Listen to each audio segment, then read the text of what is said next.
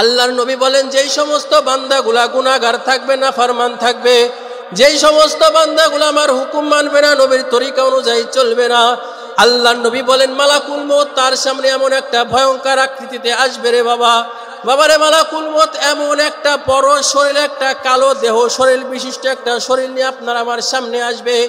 আল্লাহর নবী বলেন ওই মালাকুল মউতের মাথা থাকবে আসমানে, তার মাথা এমন একটা ভয়ঙ্কর আকৃতি হবে, তার চেহারা এমন একটা ভয়ঙ্কর চেহারা হবে, তার চক্ষু দুইটা আগুনের ফুলকির মতো ফুটতে থাকবে।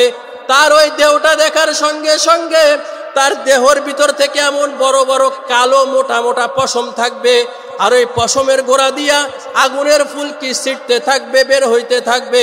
তার মাথা থাকবে আসমানে, পা থাকবে জমিনে, তার এক হাত থাকবে উত্তরে, আর এক হাত থাকবে জমিনে। কিছু কিছু বান্দারা আছে যারা নাফরমান থাকবে, তাদের সামনে যখন মালাকুল মউত আসবে, মালাকুল মউত বলবে ইয়া ইবাদি, মালাকুল মউত বলবে বান্দা দুনিয়াতে আর তোমার কোনো সময় নাই, তোমার বাঁচার উপায় নাই। মালাকুল মউতকে দেখার সঙ্গে সঙ্গে ওই নাফরমান বান্দাটার চোখ দুইটা উল্টে যাবে, ওই নাফরমান বান্দা আর কোনো প্রকার কথা বলতে পারবে না, তার জবানটা বন্ধ হয়ে যাবে, তার চোখ দুইটা উল্টিয়ে যাবে। ওই অবস্থায় মালাকুল মউত তার হাত দিয়া তার রূহটা বের করতে চাইবে, কিন্তু বাবারে যেই সমস্ত বান্দাগুলো নাফরমান থাকবে, বেঈমান থাকবে, তার ভিতর থেকে তার রূহটা বের হইতে চাবে না। রূহ তার শরীরের ভিতরে দৌড়াদৌড়ি করবে, শরীরের ভিতরে পালাপালি করবে। মালাকুল মউত তার বুকের উপরে এমন জোরে একটা আঘাত দিয়া বসবে, আঘাত দেওয়ার সঙ্গে সঙ্গে রূহটা মালাকুল মউত বুক থেকে টেনে ছিঁড়ে রূহটাকে বের করে আনবে। বাবারে ওই সময়টায় ওই নাফরমান বান্দার এত কষ্ট হবে, এত যন্ত্রণা হবে, যেই যন্ত্রণা দুনিয়ার কাউকে বোঝানো সম্ভব নয়। কাজেই যেই সমস্ত বান্দারা নাফরমানি করবে, ওই সমস্ত বান্দাগুলোর রূহ মালাকুল মউত এত কঠিনভাবে কবজ করবে, তার রূহটা তার বুক থেকে টেনে ছিঁড়ে হেসড়ে বের করে আনবে। দুনিয়ার ভিতরে একটা জ্যান্ত ছাগল বলেন, গরু বলেন, মানুষ বলেন, জ্যান্ত অবস্থায় তার গায়ের থেকে চামড়া যদি আস্তে আস্তে টেনে টেনে খোলা হয়, ওই মানুষটা যেমন কষ্ট পাবে, আল্লাহর নবী বলেন যেই ব্যক্তি নাফরমান থাকবে, মালাকুল মউত যখন তার জানটা কবজ করবে, ওই ব্যক্তি তার থেকে হাজার হাজার গুণ বেশি কষ্ট পাবে। আল্লাহ পাক রব্বুল আলামিন আমার সবাইকে জাহান্নামের আগুন থেকে মুক্ত করে বলেন আমিন। সূরাতুল জুমারের 53 নম্বর আয়াতে আল্লাহ তাআলা বলেন, কুল ইয়া ইবাদিয়াল্লাযীনা আসরাফু আলা আনফুসিহিম লা তাকনাতু মির রাহমাতিল্লাহ ইন্নাল্লাহা ইয়াগফিরুয যুনুবা জামিআ ইন্নাহু হুয়াল গফুরুর রহিম। আল্লাহ পাক রব্বুল আলামিন বলেন, হে নবী, কুল ইয়া ইবাদিয়াল্লাযীনা আসরাফু, যে নবী আপনি আমার বান্দাদেরকে বলে দেন, কুল ইয়া ইবাদিয়াল্লাযীনা আসরাফু আলা আনফুসিহিম লা তাকনাতু মির রাহমাতিল্লাহ। আল্লাহ পাক বলেন যে বান্দা বান্দিরা শুনো, তোমরা আমি আল্লাহ পাকের রহমত থেকে, আমার দয়া থেকে নৈরাশ হইও না। আল্লাহ পাক রব্বুল আলামিন সূরা তাহরিমের 8 নম্বর আয়াতে বলেন, ইয়া আইয়ুহাল্লাযীনা আমানু তুবু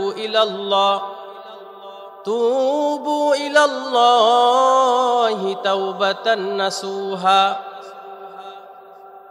আল্লাহ পাক রব্বুল আলামিন বলেন, ইয়া আইয়ুহাল্লাযীনা আমানু তুবু ইলাল্লাহি তাওবাতান নাসুহা। আল্লাহ পাক রব্বুল আলামিন বলে, ও আমার দুনিয়ার ইমানদার বান্দারা, দুনিয়ার মধ্যে আমার যত ইমানদার বান্দারা আছো, তুবু ইলাল্লাহি তাওবাতান নাসুহা, তোমরা আমি আল্লাহ পাকের দরবারে, আমি আল্লাহ পাকের কাছে পরিপূর্ণভাবে খাসভাবে তওবা করে নাও। বিশুদ্ধভাবে তওবা করে নাও, তওবায়ে নাসুহা করে নাও, যে তওবার মধ্যে কোনো প্রকার ত্রুটি দেখা যাবে না। আল্লাহ পাক রব্বুল আলামিন বললেন, তুবু ইলাল্লাহি তাওবাতান নাসুহা, যে আমার দরবারে পরিপূর্ণ তওবা করো, খালেস তওবা করো, বিশুদ্ধ তওবা করো, যে তওবার মধ্যে কোনো প্রকার ভেজাল থাকবে না, যেই তওবার ভিতরে কোনো প্রকারে দুই নাম্বারই থাকবে না, সলসাতুরি থাকবে না। এক কথায় বিশুদ্ধভাবে একেবারে খালেস নিয়ে আল্লাহ পাক বললেন আমার দরবারে তওবা করো। তওবা করলে কি হবে? আসা আইয়ুকাফিরা সাইয়্যাতিকুম, আল্লাহ পাক রব্বুল আলামিন বলে তোমরা যদি আমি আল্লাহর কাছে খাস তওবা করতে পারো, একটা সুন্দর অন্তর নিয়ে তওবা করতে পারো, আসা আইয়ুকাফিরা আনকুম সাইয়্যাতিকুম, হতে পারে আমি আল্লাহ তাআলা তোমাদের জিন্দেগীর গুনাহগাতাকে মাফ করে দিব। তো আল্লাহ পাক রব্বুল আলামিন যদি চায় তো আপনাকে আমাকে মাফ করে দিতে পারেন, পারেন না বলেন? আল্লাহ পাক যদি চায় যে আল্লাহ পাক আমাদের সবাইকে মাফ করে দিবে, কৈফিয়ত চাওয়ার মতো কেউ আছে? আল্লাহ পাক যদি আবার চায় যে আমাদের কাউকে মাফ করবে না, তাও কৈফিয়ত চাওয়ার মতো কেউ আছে? নাই। তো কাজেই দুনিয়ার ভিতরে থাকা অবস্থায় আল্লাহ পাক রব্বুল আলামিন আপনাকে আমাকে গুনাহ করার একটা শক্তি, গুনাহ করার একটা ক্ষমতা দিয়ে আপনাকে আমাকে দুনিয়াতে পাঠিয়েছে। তার কারণ হলো আল্লাহ পাক রব্বুল আলামিন বলেছেন, আল্লাযী খালাকাল মাউতা ওয়াল হায়াতা লিয়াবলুয়াকুম আইয়ুকুম আহসানু আমালা। আল্লাহ পাক রব্বুল আলামিন বলে, আল্লাযী খালাকাল মাউতা ওয়াল হায়াতা, আমি আল্লাহ পাক রব্বুল আলামিন তোমাদেরকে জীবন দিলাম, হায়াত দিলাম এবং মরণ দিলাম। আল্লাযী খালাকাল মাউতা ওয়াল হায়াতা লিয়াবলুয়াকুম আইয়ুকুম আহসানু আমালা, এইটা দেখার জন্য দুনিয়ার ভিতরে আমার কোন বান্দা বান্দি, দুনিয়ার ভিতরে আমার কোন বান্দা বান্দি আমলের দিক থেকে শ্রেষ্ঠ। আমি আল্লাহ পাক যেই হুকুম পালন করতে বলেছি কি আমার হুকুম পালনের দিক থেকে শ্রেষ্ঠ। আমি আল্লাহ তাআলা দুনিয়াতে নামাজ ফরজ করছি, কোন বান্দা নামাজ পড়ার দিক থেকে শ্রেষ্ঠ। আমি আল্লাহ রোজা ফরজ করছি, কোন বান্দা রোজা রাখার দিক থেকে শ্রেষ্ঠ। আমি আল্লাহ হজকে ফরজ করছি, আমার কোন বান্দা সময় মতো হজ পালন করে, কে এই দিক থেকে শ্রেষ্ঠ। আমি আল্লাহ তাআলা দুনিয়ার মধ্যে মানুষকে সত্য কথা বলতে শিখিয়েছি, কে সত্যবাদী। দুনিয়াতে আমি মানুষকে ঘুষ সুদ থেকে নিষেধ করেছি, কোন বান্দা ঘুষ খাওয়া সুদ খাওয়া থেকে বিরত থাকে, কোন বান্দা ভালো কাজ করে, কোন বান্দা নেক কাজ করে, কোন বান্দা সত্য কথা বলে, কোন বান্দা আমি আল্লাহর দ্বীনের পথে থাকে, কোন বান্দা কোরআন অনুযায়ী তার জিন্দেগি গঠন করে, কোন বান্দা আবার নবীর হাদিস অনুযায়ী নবীর দেখানো পথ অনুযায়ী চলে। এই জন্য আমি দুনিয়ার বুকে মানুষকে সৃষ্টি করেছি। আল্লাযী খালাকাল মাউতা ওয়াল হায়াতা লিয়াবলুয়াকুম আইয়ুকুম আহসানু আমালা। আল্লাহ পাক দুনিয়াতে পাঠাইলেন কোন বান্দা আমলের দিক থেকে শ্রেষ্ঠ, কোন বান্দা ভালো কাজের দিক থেকে শ্রেষ্ঠ, এই দুইটা দেখার জন্য আল্লাহ পাক দুনিয়াতে মানুষ পাঠিয়েছেন। এইবার এই যে মানুষ আমাদেরকে পাঠালেন, তো গুনাহ করার মতো শক্তি দিয়ে আল্লাহ পাক কিন্তু পাঠিয়েছেন, কথা বুঝেন? গুনাহ হয় না ফেরেশতাদের, কাজে ফেরেশতাদের খাওয়া নাই, ঘুম নাই, গুনাহ নাই, স্ত্রী নাই, সন্তান নাই, বাপ নাই, মা নাই, কিন্তু আল্লাহ পাক আমাদেরকে বানাইলেন, গুনাহ করার শক্তি দিয়ে আল্লাহ পাক বানিয়েছেন। তার মানে কি বুঝলেন? যে বান্দারা দুনিয়াতে আসবে, গুনাহ করবে, তারা সমস্ত প্রকার যত কুকর্ম আছে, আমার কিছু বান্দারা থাকবে তারা এইগুলো করবে, করার পরে আবার আমি আল্লাহ তাআলার কাছে ক্ষমা চাইবে। তো কাজে বোঝা গেল যে আল্লাহ পাকের দরবারে আপনি আমি যদি মাপ চাই, তো আল্লাহ পাক রব্বুল আলামিন ওয়াদা দিয়েছেন যে আমাদেরকে মাফ করে দিবেন। কারণ আল্লাহ পাকের দয়া তো আপনার আমার মতো না, কথা বুঝেন?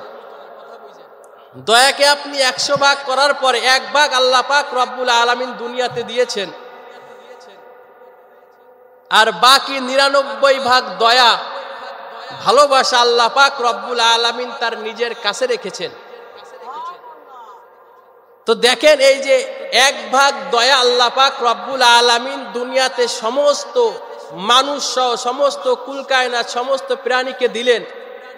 তো দেখেন এই এক ভাগ যে মায়া, এক ভাগ ভালোবাসা, তার কত ক্ষমতা। মা তার সন্তানের জন্য পাগল, বাবা তার সন্তানের জন্য পাগল, ভাই ভাইয়ের জন্য পাগল, বন্ধু বন্ধুর জন্য পাগল। তো সামান্য এক ভাগ ভালোবাসা, এক ভাগ মায়ার যদি এত ক্ষমতা হয়, তো আল্লাহ পাক রব্বুল আলামিনের দয়া যে 99 ভাগ দয়া তার কাছে রয়ে গেছে, তাহলে ওইটার ক্ষমতা, ওইটার পাওয়ার কত। তো আল্লাহ পাক রব্বুল আলামিন তো দুনিয়াতে আপনাকে আমাকে পাঠিয়েছে, পাঠানোর পরে নির্দিষ্ট সময়ে তো আপনাকে আমাকে আবার তার কাছে যেতে হবে। যাওয়া লাগবে না? কবরে যাওয়া লাগবে কিনা বলেন? দুনিয়াতে অনেক মানুষ তার কোরআনকে অস্বীকার করে, আল্লাহ পাকের কোরআনকে অস্বীকার করে, নবীর হাদিসকে অস্বীকার করে। অনেকে আছে নামাজ পড়তে চায় না, আল্লাহ পাকের হুকুম আহকাম মানে না। কিন্তু ওই ব্যক্তির যে দুনিয়া থেকে চলে যেতে হবে এটা কিন্তু সে মানে না বলেন? কাফের হোক, বেধর্মী হোক, বেনামাজি হোক, যেই হোক, আপনি জিজ্ঞাসা করবেন যে ভাই দুনিয়া থেকে কি একদিন আমাদের যাওয়া লাগবে কিনা, কবরে কি যাওয়া লাগবে, দেখবেন এক কথায় বলবে হ্যাঁ যাওয়া লাগবে। তো কবরকে অস্বীকার করার তো কোনো উপায় নেই। আছে বলেন? আজ অথবা কাল, আগে অথবা পরে যেতে তো হবেই, হবে না বলেন? কার আগে? এখন কথা হলো কার আগে কে যাবে? আমি আগে যাব না, আমার বাবা আগে যাবে না, আমার চাচা আগে যাবে না, আমার সন্তান আগে যাবে? এই কথা কি আল্লাহ কাউকে বলছে নাকি? বাজারে দুনিয়ার মধ্যে আসার একটা সিরিয়াল আছে। দুনিয়াতে আল্লাহ পাক রব্বুল আলামিন আসার একটা মাধ্যম দিয়া দিলেন। আগে বাবা আসবে, তারপর বাবার সন্তান আসবে, তারপর তার সন্তান আসবে, তারপর তার সন্তান আসবে, এইভাবে একটা সিরিয়াল দিয়া দিছে। কিন্তু ভাইরা আমার, বাবারা আমার পর্দার আড়ালের আম্মা জানেরা দিলের কান দিয়া শুনবেন। আল্লাহ পাক রব্বুল আলামিন বলেন আমি আল্লাহর পাঠানোর একটা সিরিয়াল আছে, কিন্তু দুনিয়া থেকে যাওয়ার কিন্তু কোনো সিরিয়াল নাই। ভাইরা আমার, বাবারা আমার, বাবার সামনে তার 18 বছরের যুবক সন্তানটা মারা যায়, আছে না নাই বলেন? মায়ের সামনে তার মেয়েটা মারা যায়, নানার সামনে তার নাতিটা দুনিয়া থেকে বিদায় নিয়ে যায়, আছে না নাই বলেন?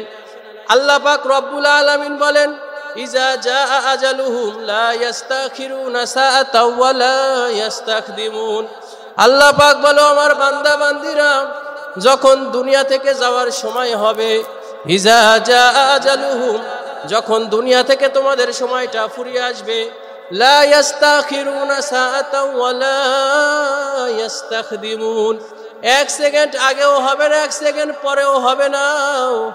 দুনিয়া থেকে যার যখন হায়াত শেষ হবে, মালাকুল মউত আপনার আমার সামনে এসে হাজির হবে। বাবা, ওই মালাকুল মউত আল্লাহ পাকের ফেরেশতা আলাইহিস সালাতু ওয়াস সালাম বাবারে দুনিয়ার কোনো মানুষের কথা শুনবে না, আপনার আমার কোনো কথা, কোনো কান্নাকাটি তার কানে যাবে না।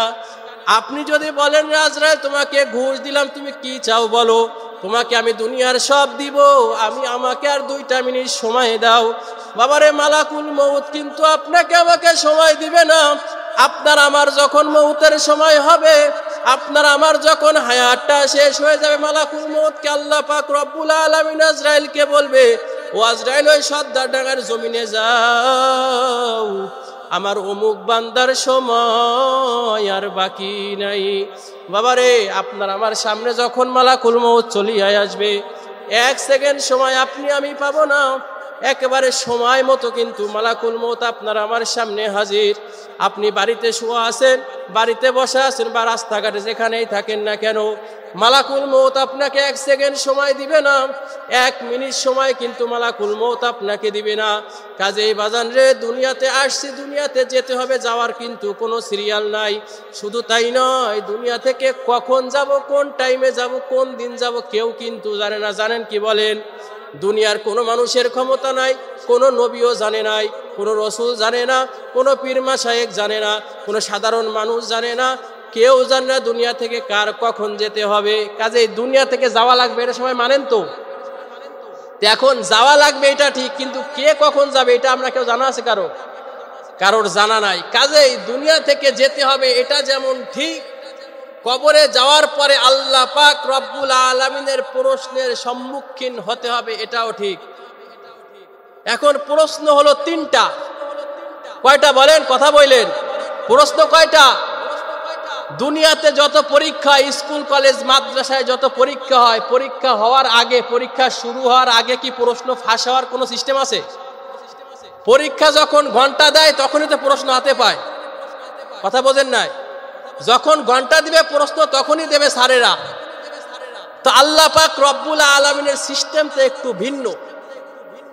আল্লাহ পাক রব্বুল আলামিন আমাদেরকে পাঠানোর পরে কবরের জিন্দেগিতে যে প্রশ্নগুলা হবে, তো আল্লাহ পাক রব্বুল আলামিন শত শত বছর আগে প্রশ্ন তিনটা ফাঁস করে দিছে না?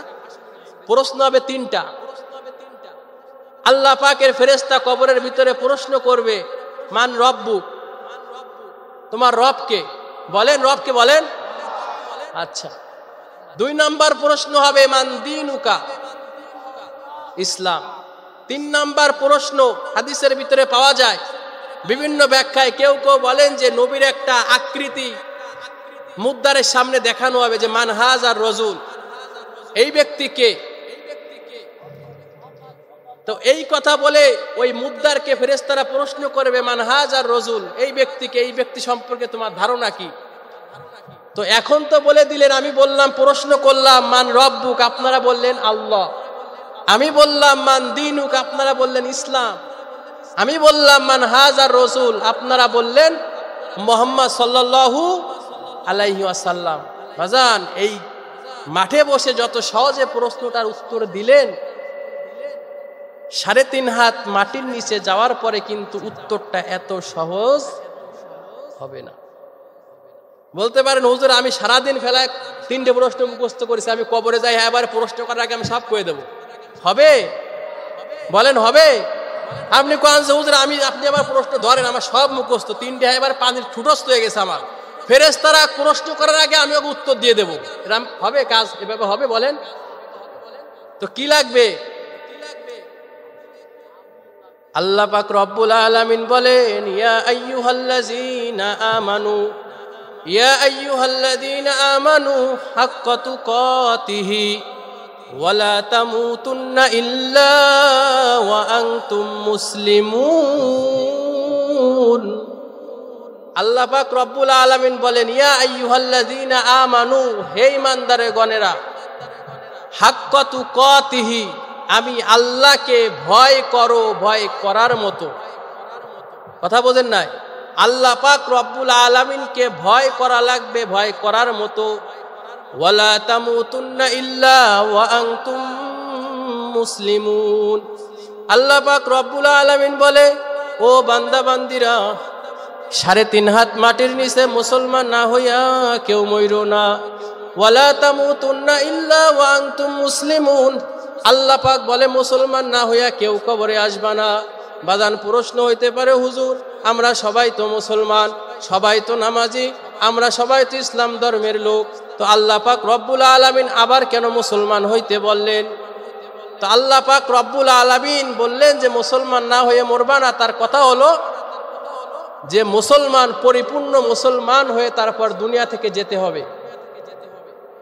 বাবা মুসলমান, সেই সূত্রে যে আপনি মুসলমান, জিজ্ঞেস করলে বলা হয় তুমি কি মুসলমান? কবে হ্যাঁ। কে বলছে? আমার আব্বা। আমার আব্বা মুসলমান, সেই সূত্রে আমি মুসলমান। অর্থাৎ নামে মুসলমান হইলে হবে না, কাজে কামেও আপনাকে আমাকে মুসলমান হওয়া লাগবে। কাজে কামে প্রত্যেকটা বিষয় আপনাকে আমাকে পরিপূর্ণ মুসলমান হয়ে তারপর দুনিয়া থেকে যেতে হবে। তো বুঝে থাকলে বলেন, ডাক্তারের ছেলে হলে কি সে ডাক্তার হবে? কথা বলি, একটু কথা বলেন, কষ্ট হয়? ডাক্তারের ছেলে হইলে কি সে ডাক্তার হবে? ইঞ্জিনিয়ারের ছেলে হইলে সে কি ইঞ্জিনিয়ার হবে? ব্যারিস্টারের ছেলে হইলে সে কি ব্যারিস্টার হবে? ঠিক তদরূপ ভাবে মুসলমানের ছেলে হইলেও এই ব্যক্তি মুসলমান হয় না। মুসলমান হইতে গেলে আল্লাহ পাক রব্বুল আলামিনের কোরআন মানা লাগে, নবীর হাদিস মানা লাগে, আল্লাহ পাকের উপরে ঈমান আনা লাগে, নবীর উপরে ঈমান আনা লাগে, ফেরেশতার উপরে ঈমান আনা লাগে, শুধু মুখে ঈমান আনলেই হয় না, অন্তরের ভিতরে সেই কথাগুলোকে মনে প্রাণে বিশ্বাস করার নাম হলো ঈমান। মুখে বলা লাগবে, অন্তরে স্বীকার করা লাগবে।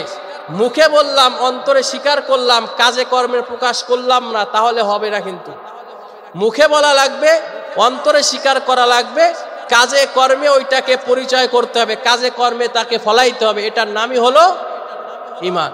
এই জন্য বলতেছিলাম যে কথা, যে কবরে গিয়ে প্রশ্ন তিনটার উত্তর যেভাবে সুন্দর করে দিলেন, কবরে গিয়ে কিন্তু এত সহজে দেওয়া যাবে না। যারা দুনিয়াতে যারা নাকি ঈমানদার থাকবে, যারা নাকি আল্লাহ পাক রব্বুল আলামিনের খাস বান্দা থাকবে, কবরে যখন তাদেরকে রাখা হবে, রাখার পরে কবরে তাদেরকে যে ফেরেশতা প্রশ্ন করবে, মান রব্বুক, মান দীনুক, মান হাজার রাসূল, তো এই প্রশ্নগুলো যারা একমাত্র ঈমানদার থাকবে তারাই দিতে পারবে। তারা ব্যতীত দুনিয়ার আর কোনো মানুষ, বেঈমান, মুনাফিক, ফাসিক, তারা এই কথাগুলোর উত্তর তারা দিতে পারবে না।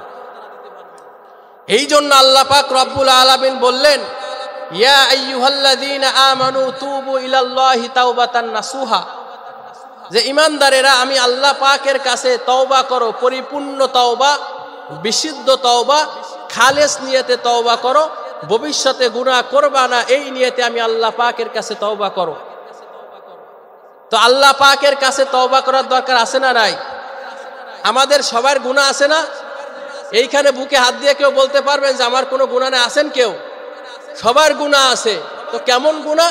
কম বা বেশি, তবে গুনাহ সবার আছে। এখন গুনাহ থেকে মাপ পেতে হলে আল্লাহ পাকের কাছে ক্ষমা চাওয়ার দরকার আছে না নাই? আর অল্প একটু কথা বলি, শোনেন। যদি কারোর কাছে কিছু চাইতে হয় তো কিভাবে চাওয়া লাগে? মনে করেন যে আমি চাচার কাছে বললাম আমার টাকা দরকার 5,000। এই চাচার কাছে গিয়ে যদি আমি বলি, চাচা আমার 5,000 টাকা দিন লাগবে, চাচা টাকা দেবে আমারে? কথা বলেন, টাকা আমার দেবে? তো কি করা লাগবে? আসসালামু আলাইকুম চাচা, ভালো আছেন? শরীরটা সুস্থ আছে? আছে। তো আপনার সময় আছে 2 মিনিট কথা বলতাম, যে বলেন যে আমি তো একটু বিপদে পড়ছি, ইমার্জেন্সি 5,000 টাকা আমার লাগবে। না দিলে একেবারে হয় না, না দিলে একদম শেষ, দেওয়াই লাগবে। একেবারে কাকুতি মিনতি করে এমন একটা ভাব নেওয়া লাগবে যে তার অন্তরে আপনার প্রতি মায়া সৃষ্টি করা লাগবে। লাগবে না বলেন? তার অন্তরে যখন আপনার প্রতি মায়া ভালোবাসা সৃষ্টি হবে, যে আসলে না রে, পরে 5,000 টাকা দিয়েই দিই, তখন কিন্তু আপনার 5,000 টাকা দেবে। কথা বুঝছেন? ঠিক তদ্রূপ ভাবে আল্লাহ পাকের কাছে তওবা করার মতো করতে হবে। হাত তুলে বললাম যে আল্লাহ আপনি আমার মাফ করে দেন, আমিন, কাজ হবে না। কিন্তু আল্লাহ পাকের কাছে আকুতি মিনতি করে, হৃদয়ের সবটুকু সুজার করে দিয়ে, কান্না জড়িত কণ্ঠে চোখের পানি ফেলে দিয়ে, অহংকার মুক্ত হৃদয় নিয়ে, সুন্দর একটা অন্তর নিয়ে, আল্লাহ পাকের সুন্দর সুন্দর নাম ধরে, আল্লাহ পাক গফফার, গফুর, রহমান, রহিম, এই সুন্দর সুন্দর নাম ধরে ধরে তারপর আল্লাহর কাছে তওবা করা লাগবে। আমরা বলি তওবা করি, মাপ চাই, আল্লাহ মাপ তো করে না। মাপ তো ভালোভাবে চাওয়া লাগবে। যেভাবে আল্লাহর কাছে মাপ চাওয়া দরকার, ওইভাবে আল্লাহ পাকের কাছে মাপ চাইতে হবে। যদি চাওয়া যায়, আল্লাহ পাক রব্বুল আলামিন আপনাকে আমাকে ফিরাবে না।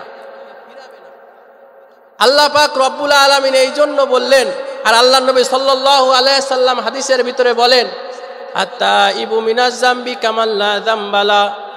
আল্লাহর নবী বলেন, দুনিয়ার ভিতরে যত মানুষেরা আছে, যত আমার উম্মতেরা আছে, এই উম্মতের মধ্যে যেই সমস্ত বান্দাগুলা গুনাহ করছে, যেই সমস্ত বান্দাগুলা আল্লাহ পাকের নাফরমানি করছে, যেই সমস্ত বান্দাগুলা আমার নবীর তরিকা অনুযায়ী চলে নাই, এই সমস্ত বান্দারা যদি আল্লাহ পাকের পথে ফিরে আসে, আমি নবীর পথে ফিরে আসে, আমি নবীর পথে এসে আল্লাহ তাআলার পথে আসার পরে যদি তাওবা করে, আত-তাইবু মিনাজ যামবি কামান লা যামবা লাহু, এই সমস্ত বান্দা বান্দিরা যদি পাহাড় পরিমাণ গুনাহ করে, আল্লাহর নবী বলেন তাওবা করার সঙ্গে সঙ্গে ওই ব্যক্তিটার অন্তর এমন হয়ে যায়, ওই ব্যক্তির আমলনামা এত সুন্দর হয়।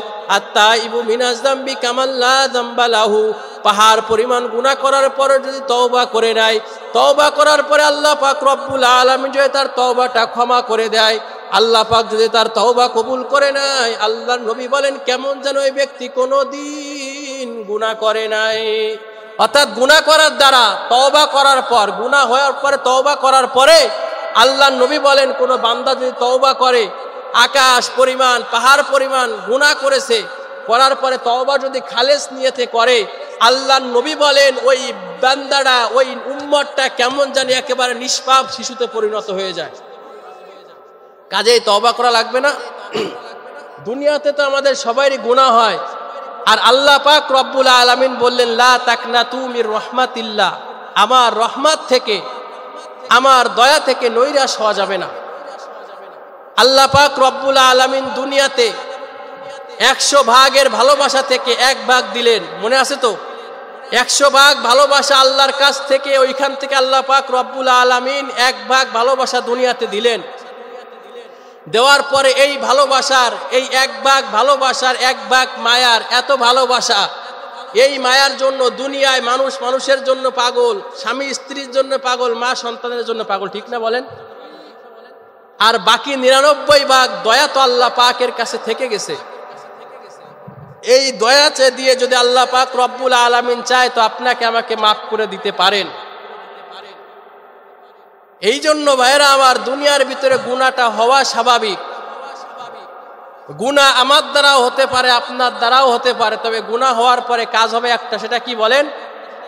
আল্লাহ পাকের কাছে কি করা লাগবে? তওবা করা লাগবে।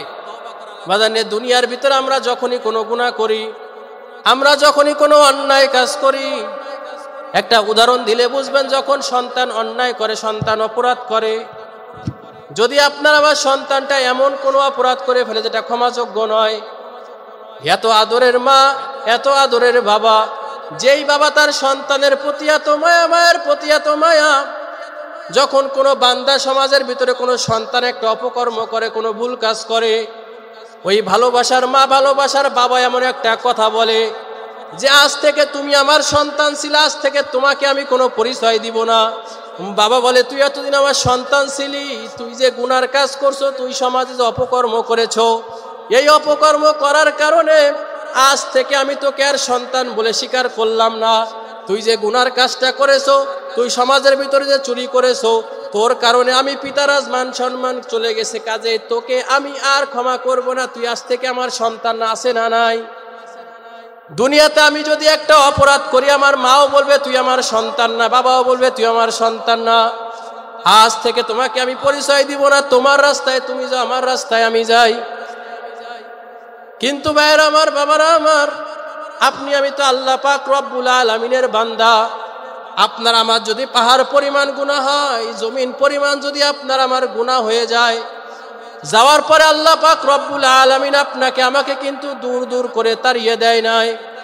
আল্লাহ পাক রব্বুল আলামিন বলে, ইয়া ইবাদিয়াল্লাযিনা আসরাফু, ইয়া ইবাদিয়াল্লাযিনা আসরাফু আলা আনফুসিহিম লা তাকনাতু মির রাহমাতিল্লাহ। আল্লাহ পাক রব্বুল আলামিন বলেন, ইয়া ইবাদিয়াল্লাযিনা আসরাফু, ও আমার গুনাহগার বান্দা, ও আমার নাফরমান বান্দা বান্দিরা, লা তাকনাতু মির রাহমাতিল্লাহ, আমি আল্লাহ পাকের রহমত থেকে নৈরাশ হয়ো না। ওয়ালা তাকনাতু মির রাহমাতিল্লাহ, ইন্নাল্লাহা ইয়াগফিরুয যুনুবা জামিয়া। আল্লাহ পাক বলে, আমার গুনাহগার বান্দারা, আমার রহমত থেকে তোমরা কেউ নৈরাশ হয়ো না। ইন্নাল্লাহা ইয়াগফিরুয যুনুবা জামিয়া, আমি আল্লাহ তাআলা যদি চাই, আমি আল্লাহ তাআলা যদি তোমাদের পরে খুশি হই, আমি আল্লাহ তাআলা তোমাদের সমস্ত গুনাহগাতাকে মাফ করে দেব। বলেন সুবহানাল্লাহ। তো গুনাহ করার পরেও আপনি আমি যদি পাহাড় পরিমাণ গুনাহ করেও ফেলি, গুনাহ করার পরেও কিন্তু আল্লাহ পাক রব্বুল আলামিন এই কথাটা বলে নাই যে তোমরা আমার বান্দা না। আল্লাহ পাক রব্বুল আলামিন বললেন, ইয়া ইবাদি, হে আমার বান্দারা, ইয়া ইবাদিয়াল্লাযিনা আসরাফু, হে আমার গুনাহগার বান্দারা, হে আমার নাফরমান উম্মতেরা, হে আমার গুনাহগার বান্দারা।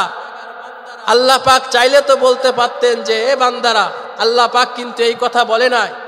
আল্লাহ পাক রব্বুল আলামিন বলেছেন ইয়া ইবাদি। কথা বুঝতেছেন? আল্লাহ পাক রব্বুল আলামিন বলেছেন ইয়া ইবাদি, ইয়া ইবাদিয়াল্লাযিনা আসরাফু, ও আমার গুনাহগার বান্দারা, ও আমার নাফরমান বান্দারা, ও আমার বেঈমান বান্দারা, আল্লাহ পাক বললেন যে তোমরা গুনাহ করার পরেও, পাহাড় পরিমাণ গুনাহ করার পরেও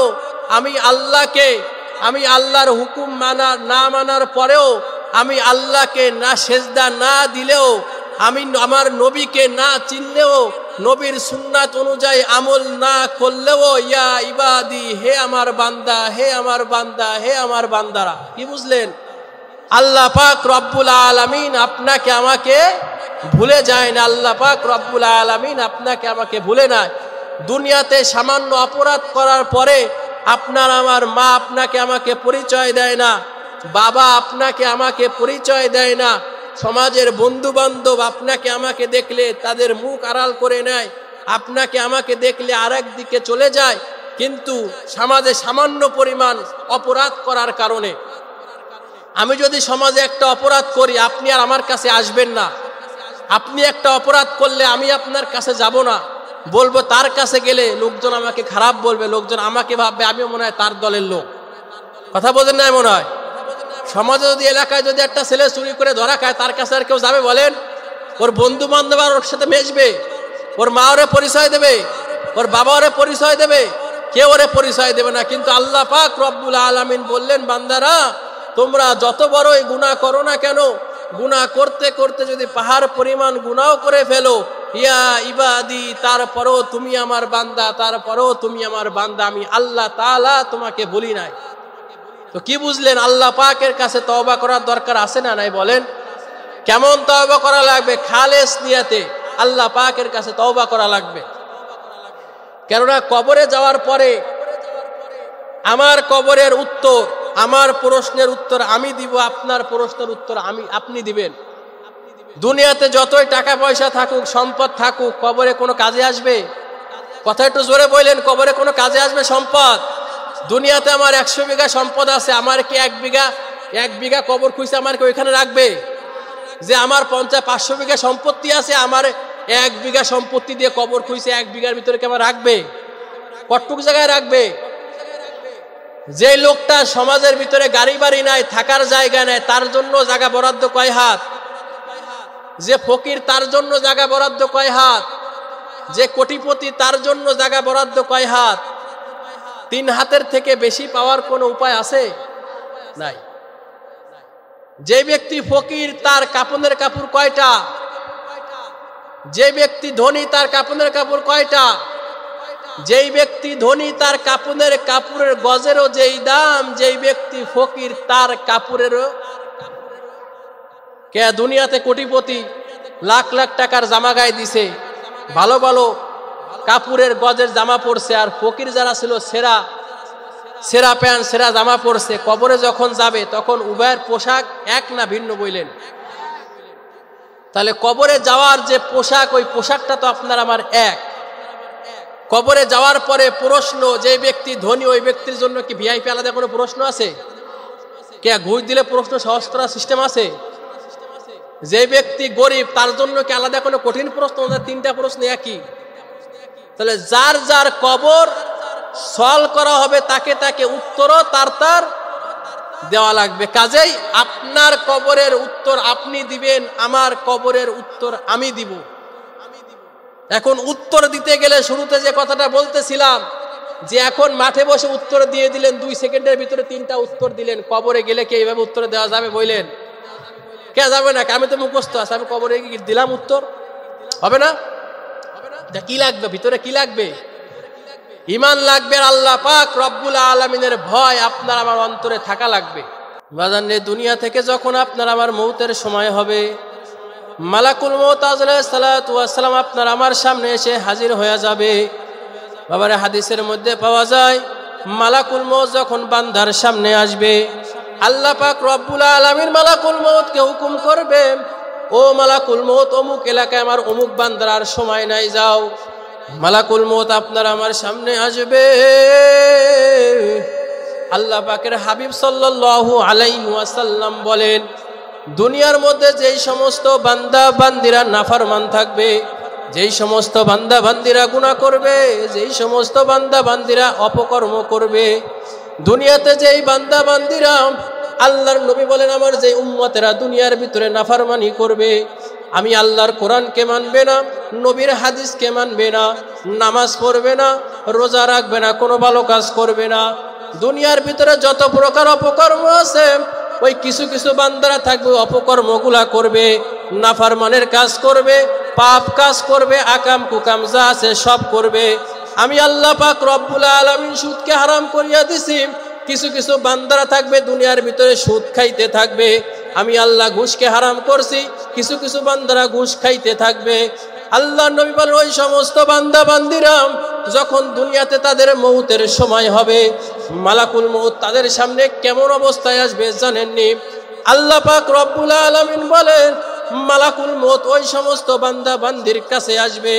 ওই সমস্ত বান্দা বান্দির যখন মৌতের সময় হবে, যারা দুনিয়াতে অপকর্ম করেছে, আল্লাহর সাথে নাফরমানি করেছে, কোনোদিন মসজিদে নামাজ পড়তে যায় নাই, মসজিদে আজান হয়েছে, আর ওই সমস্ত বান্দা বান্দিরা চায়ের দোকানে ছিল, আমার আল্লাহর ওই সমস্ত কিছু বান্দারা চায়ের দোকানে আড্ডা দিছে, চায়ের দোকানে টিভি দেখছে, চায়ের দোকানে গীবত শিকায়াত করছে।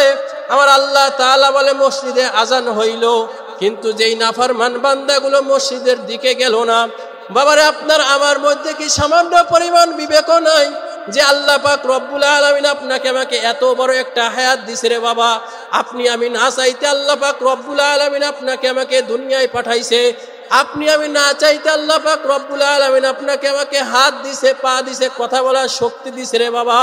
আল্লাহ পাক রব্বুল আলামিন তো আপনার আমার কাছ থেকেও কিছু পাওনা আছে, কিছু চাই। দুনিয়াতে মানুষ যখন যেই সমস্ত কাজ করবে না কেন, সব কাজের পিছনে একটা উদ্দেশ্য আছে। ঠিক আল্লাহ পাক রব্বুল আলামিন আপনাকে আমাকে দুনিয়াতে পাঠিয়েছে, আল্লাহ পাকেরও একটা উদ্দেশ্য আছে। আল্লাহ পাক রব্বুল আলামিন বলে ওয়ামা খলাকতুল জিন্না ওয়াল ইনসা ইল্লা লিয়াবুদুন, ও আমার বান্দা বান্দিরা আমি দুনিয়াতে তোমাদেরকে পাঠিয়েছি আমি আল্লাহর ইবাদত করার জন্য। কাজে বান্দারা দুনিয়ার মধ্যে যত কাজ করো না কেন, যেই সমস্ত কাজ করবা, বান্দা দুনিয়াতে তোমার সব কাজ একদিকে, আর আমি আল্লাহ পাক রব্বুল আলামিনের ইবাদত হবে একদিকে। যে কথা বলতেছিলাম, মালাকুল মউত যখন আপনার আমার সামনে আসবে, আল্লাহর নবী বলেন যেই সমস্ত বান্দাগুলা গুনাহগার থাকবে, নাফরমান থাকবে, যেই সমস্ত বান্দাগুলা আমার হুকুম মানবে না, নবীর তরিকা অনুযায়ী চলবে না, আল্লাহর নবী বলেন মালাকুল মউত তার সামনে এমন একটা ভয়ঙ্কর আকৃতিতে আসবে রে বাবা। বাবারে মালাকুল মউত এমন একটা বড় শরীর, একটা কালো দেহ শরীর বিশিষ্ট একটা শরীর নিয়ে আপনার আমার সামনে আসবে। আল্লাহর নবী বলেন ওই মালাকুল মউতের মাথা থাকবে আসমানে, তার মাথায় এমন একটা ভয়ঙ্কর আকৃতি হবে, তার চেহারা এমন একটা ভয়ঙ্কর চেহারা হবে, তার চক্ষু দুইটা আগুনের ফুলকির মতো ফুটতে থাকবে, তার ওই দেহটা দেখার সঙ্গে সঙ্গে তার দেহর ভিতর থেকে এমন বড় বড় কালো মোটা মোটা পশম থাকবে, আর ওই পশমের গোড়া দিয়া আগুনের ফুলকি ছিটতে থাকবে, বের হইতে থাকবে। তার মাথা থাকবে আসমানে, পা থাকবে জমিনে, তার এক হাত থাকবে উত্তরে, আর এক হাত থাকবে জমিনে। কিছু কিছু বান্দারা আছে যারা নাফরমান থাকবে, তাদের সামনে যখন মালাকুল মউত আসবে, মালাকুল মউত বলবে ইয়া ইবাদি, মালাকুল মউত বলবে বান্দা দুনিয়াতে আর তোমার কোনো সময় নাই, তোমার বাঁচার উপায় নাই। মালাকুল মউতকে দেখার সঙ্গে সঙ্গে ওই নাফরমান বান্দাটা চোখ দুইটা উল্টে যাবে, ওই নাফরমান বান্দা আর কোনো প্রকার কথা বলতে পারবে না, তার জবানটা বন্ধ হয়ে যাবে, তার চোখ দুইটা উল্টিয়ে যাবে। ওই অবস্থায় মালাকুল মউত তার হাত দিয়া তার রুহটা বের করতে চাইবে, কিন্তু বাবারে যেই সমস্ত বান্দাগুলো নাফরমান থাকবে, বেঈমান থাকবে, তার ভিতর থেকে তার রুহটা বের হইতে চাবে না। রুহ তার শরীরের ভিতরে দৌড়াদৌড়ি করবে, শরীরের ভিতরে পালাপালি করবে।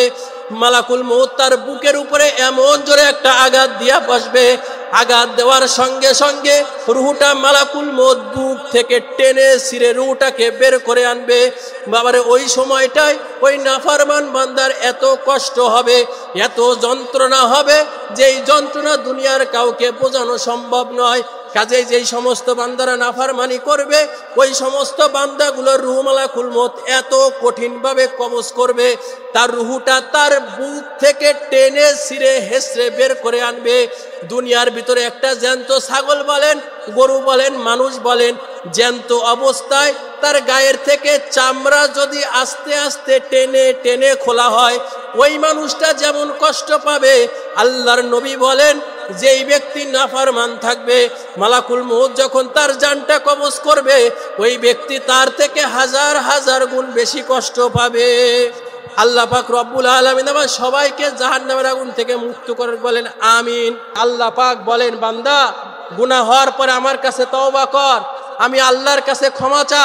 তোরা যখন আমি আল্লাহর কাছে ক্ষমা চাও, আমি আল্লাহ পাকের নাম ধরে ধরে যখন আমি আল্লাহকে ডাকতে থাকো, রহমান রহিম গফফার গফুর বলে যখন ডাকতে থাকো বান্দা, আমি আল্লাহর আরশ পর্যন্ত কেঁপে উঠে আমি আল্লাহ পাক রব্বুল আলামিন তোমাদের মাফ না করে থাকতে পারি না। কাজেই গুনাহ হবে পাহাড় পরিমাণ। আল্লাহ পাক বলেন, তুমি যদি জমিন পরিমাণ গুনাহ করো তো পুরো পৃথিবী পরিমাণ ক্ষমা নিয়ে আমি আল্লাহ পাক রব্বুল আলামিন তোমার অপেক্ষায় থাকি। কাজেই আপনাকে আমাকে তওবা করার দরকার আছে না বলেন? আস্তাগফিরুল্লাহ রব্বি মিন কুল্লি যামবি ওয়া আতুবু ইলাইহি লা হাওলা ওয়ালা কুওয়াতা ইল্লা বিল্লাহিল আজিজিল আলিম। আল্লাহ পাক রব্বুল আলামিন আমাদের সবাইকে কবুল করুক, বলেন আমিন।